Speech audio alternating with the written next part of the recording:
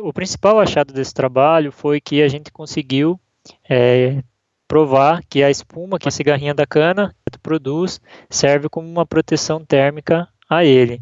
E a gente acabou confirmando que sim, tanto em experimentos de campo, como também em experimentos em laboratório, a gente observou que mesmo com a temperatura externa muito elevada, em torno de 30, 32 graus, a temperatura da espuma ela se mantém menor, em torno de 25 graus, que é a temperatura ideal para o desenvolvimento das ninfas. Ela é uma das principais pragas da cultura da cana.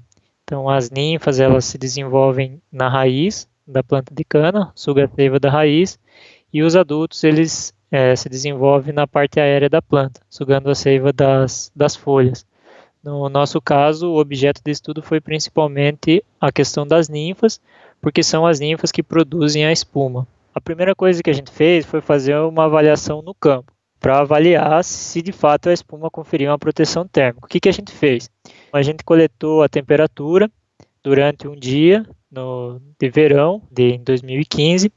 E por que a gente escolheu um dia de verão? Porque no dia de verão a gente tem que no início do dia a temperatura é mais amena, quando vai chegando próximo ao meio-dia tem uma temperatura maior e depois do entardecer a temperatura acaba diminuindo um pouco. Então com isso a gente conseguiria avaliar como que a espuma ela se comportava nessas diferentes variações de temperaturas externas. A gente coletou a temperatura da espuma, de locais próximos à espuma, do solo e também de locais mais altos na vegetação, então a 1,5 m e a 2,5 m de altura.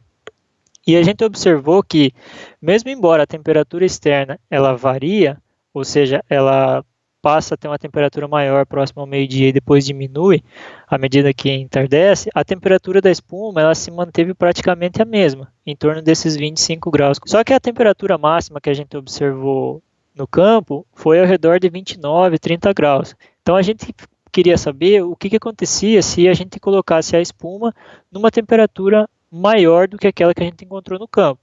E a gente observou novamente que, quando a gente testou numa câmara fechada, controlada, a gente colocou a temperatura da câmara ao redor de 33 graus e a gente observou que a temperatura da espuma manteve-se menor também mesmo nessas condições. O passo seguinte que a gente teve foi tentar identificar os compostos químicos presentes na espuma.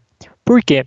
Porque a espuma ela tem uma estabilidade muito alta. Então, se você coletar essa espuma e tentar quebrar ela ou você chacoalhar ela, ela não vai se desfazer. Então, a gente queria saber quais eram os componentes químicos que permitiam o inseto manter essa espuma estável ao redor do seu corpo. A gente avaliou a presença de lipídios, de carboidratos e também de proteínas na espuma. Os lipídios, os principais ácidos graxos que nós encontramos, foram o ácido esteárico e também o ácido palmítico. A gente também identificou quantidades de carboidratos e de proteínas. No caso dos carboidratos e das proteínas, nós não identificamos quais compostos ou quais carboidratos e quais proteínas estavam presentes, nós apenas quantificamos. Mas o que é interessante disso tudo é que todas essas substâncias, os ácidos graxos, os carboidratos e as proteínas que nós encontramos, elas são substâncias que já foram previamente relatadas como substâncias que atuam na formação de espuma e também atuam para a estabilização da espuma.